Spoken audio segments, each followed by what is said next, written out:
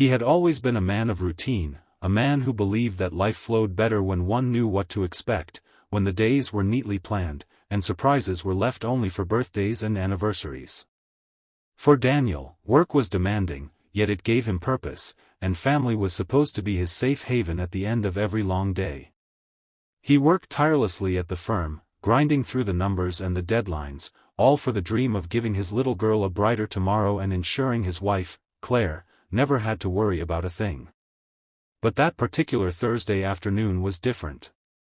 The city had been buzzing with rain since morning, and midway through the day, a sudden power outage at the office left his entire team unable to proceed. His boss waved them off, saying, "Go home early, take the day, recharge." And for once, Daniel didn't argue. He thought about how surprised Claire would be to see him walk through the door earlier than expected, how his daughter, Lily, would run into his arms with her usual squeal of delight. He pictured a quiet evening together, maybe a movie night, popcorn, and laughter echoing through the house. But life has a way of showing us truths we never wanted to face. As Daniel drove home through the wet streets, the rhythmic patter of rain on the windshield seemed comforting at first. He hummed softly to the radio, imagining the warmth of home waiting for him. He parked outside, noticing the house looked strangely dim, the curtains half drawn. He thought perhaps Claire was taking a nap, and Lily was probably playing with her dolls. He smiled faintly, stepping out of the car, the drizzle soaking his jacket as he hurried to the door. The moment he unlocked it and stepped inside, the air felt off. The home that usually smelled faintly of fresh lavender and cookies smelled oddly stale. There was a silence that pressed down on him, broken only by a faint sound upstairs, like a muffled whimper. At first, he dismissed it as Lily talking to her toys, but then came the sharper sound, almost like a cry. His stomach tightened. He moved quietly, his footsteps deliberate, careful, not wanting to startle whoever was making that sound. He climbed the staircase, each creak of the wood echoing louder in the tension. The voices became clearer. A harsh, scolding tone, Claire's voice, but sharp, cold, one he had never quite heard before. "Stop crying. You're so difficult all the time. Why can't you just do as you're told?" And then, Lily's soft sobs, pleading, "Mommy, please, I didn't mean to." Daniel froze. His mind refused to accept what his ears were hearing. Claire, the woman he married, the mother of his child, had always appeared gentle in public, smiling, affectionate. But the tone in her voice now was something else entirely. He pressed closer to the door of Lily's room, and what he saw when he pushed it open just a crack made his world collapse. Claire was standing over Lily, her face twisted with frustration, holding Lily's wrist far too tightly, shaking her as the little girl's cheeks were stained with tears. Lily was curled against the wall, clutching her teddy bear with one hand, her body trembling. "Mommy, it hurts," she whimpered, and Daniel's heart shattered into pieces.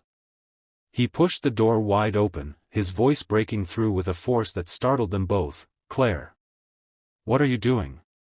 The scene froze, the anger on Claire's face, the terror in Lily's eyes, the unbearable truth that could no longer be hidden. Claire released Lily abruptly, stumbling back as though she had been caught committing a crime, her eyes wide, darting from Daniel to the child. "Daniel, this isn't what it looks like," she stammered, but Daniel wasn't listening. He rushed forward, scooping Lily into his arms, feeling her tiny body shake against his chest. Her tears soaked into his shirt as she clung to him desperately, as though he were her only lifeline. For a long moment, he just held her, his jaw clenched, his mind a storm of disbelief and rage. How long had this been happening? How much had his little girl suffered in silence while he was away, working late, trusting Claire completely? He remembered times Lily had seemed quieter than usual, times she flinched when someone raised their voice, times she insisted she didn't want to stay home with Mommy. He had brushed it off, thinking it was just childish moods. Now, the puzzle pieces fit together in the most horrifying way. He looked at Claire, his voice trembling with controlled fury. "You were supposed to protect her. You were supposed to love her. She's your daughter. Claire's lip quivered, but instead of remorse, her face hardened. You don't understand, Daniel. She never listens. She's always difficult. You're not the one at home all day. You don't know what it's like. Her words sliced through him like glass. To excuse cruelty against their innocent daughter with complaints of difficulty? It was unthinkable. His grip tightened protectively around Lily, who buried her face in his neck, whispering softly, "Daddy, don't leave me." And in that moment, Daniel knew there was no going back. Whatever love had once held their marriage together was gone. The image of the woman he thought he knew had shattered into fragments. He had uncovered a truth so dark it poisoned everything. He had caught her in the act, and now every memory, every laugh, every promise they once shared was tainted. He stood, tall and unshakable, and whispered to Lily, "I'm here, sweetheart. Daddy's here. I won't let anyone hurt you again." The storm outside raged on, mirroring the storm within his heart.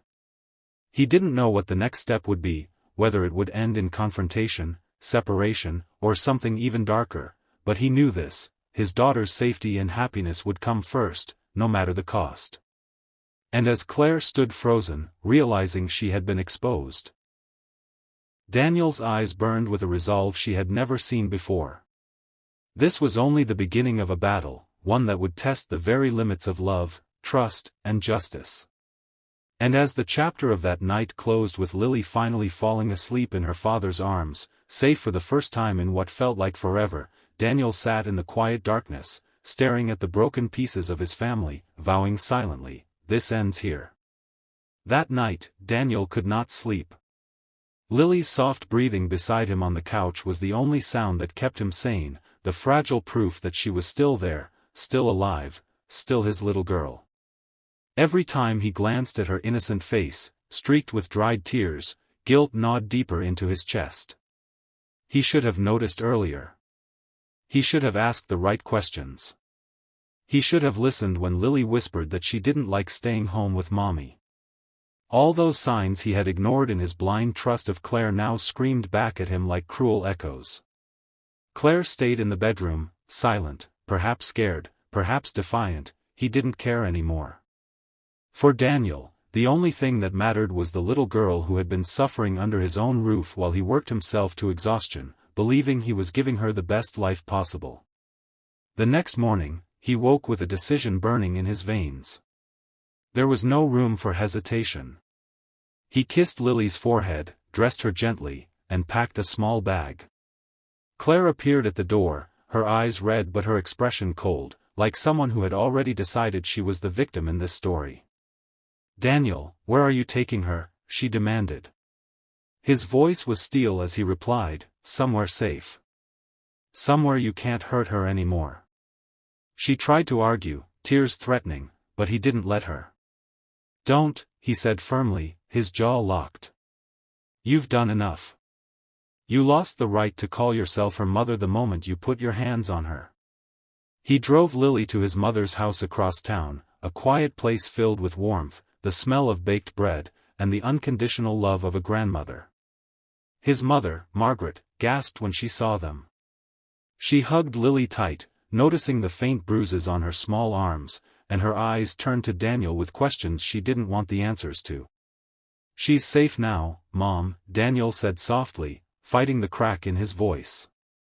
Margaret nodded, holding Lily protectively, whispering, "You stay with me, darling, Grandma's here." For the first time, Daniel saw relief in Lily's eyes, the kind of relief that only comes when a child feels shielded. But inside Daniel, a storm raged. This wasn't just about hiding Claire's actions or escaping the pain. He needed the truth. He needed justice. And most of all, he needed to understand how the woman he once loved had turned into a stranger capable of hurting their own child. The days that followed were a blur of phone calls, meetings, and restless nights. He contacted a lawyer, began divorce proceedings, and filed for full custody. Claire's reaction was explosive. She stormed his office one evening, her eyes wild, her voice rising in hysteria. "You're trying to destroy me, Daniel. You're making me look like a monster." He stood his ground, his face carved with resolve. "You did that yourself, Claire. I don't need to make you look like anything. I saw what you did." She broke down, sobbing in the hallway, but Daniel didn't waver. He thought of Lily, of her tiny arms wrapped around him, and his heart hardened like stone. There was no forgiveness this time, no excuses strong enough to erase the memory of his daughter's terror. But as he dug deeper, speaking with neighbors, teachers, and even Lily herself in the gentlest ways, more shadows emerged. He learned that Claire's cruelty wasn't a one-time moment of anger, it had been building, escalating, hidden behind smiles at family gatherings and polite small talk with friends. Teachers mentioned Lily's withdrawn behavior, her reluctance to participate, her fear of being scolded. Neighbors admitted they'd heard shouting through the walls but assumed it was just marital arguments. Each piece of information felt like another stab in Daniel's chest, the proof that his little girl had been suffering longer than he realized. He sat with Lily one quiet afternoon at his mother's kitchen table, holding her small hand. "Sweetheart, you can tell Daddy anything. Did she ever hurt you before?" Lily hesitated, her big eyes filling with tears. She nodded slowly, whispering, "Sometimes, when you were at work. She said I was bad."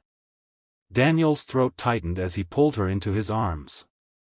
"You were never bad. You're perfect. And no one will ever hurt you again."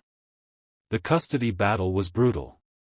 Claire fought back, painting Daniel as overworked, absent, claiming he was only now pretending to be the hero father.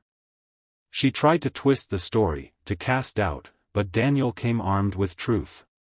His lawyer presented photos, testimony from teachers, and even Lily's quiet but brave words to a child psychologist. The courtroom was heavy with tension the day Lily's voice echoed softly across the hall, recorded in a gentle interview where she said, "I just want to be with Daddy. He makes me feel safe." The judge's eyes softened, and Claire's face fell into pale disbelief. The ruling came swiftly: full custody to Daniel, supervised visitation for Claire only if approved by a therapist. It was a victory, but Daniel didn't feel joy. He felt sorrow that it had come to this, sorrow that the woman he once vowed to love forever had become a stranger he had to protect his child from. But then came the night that changed everything again.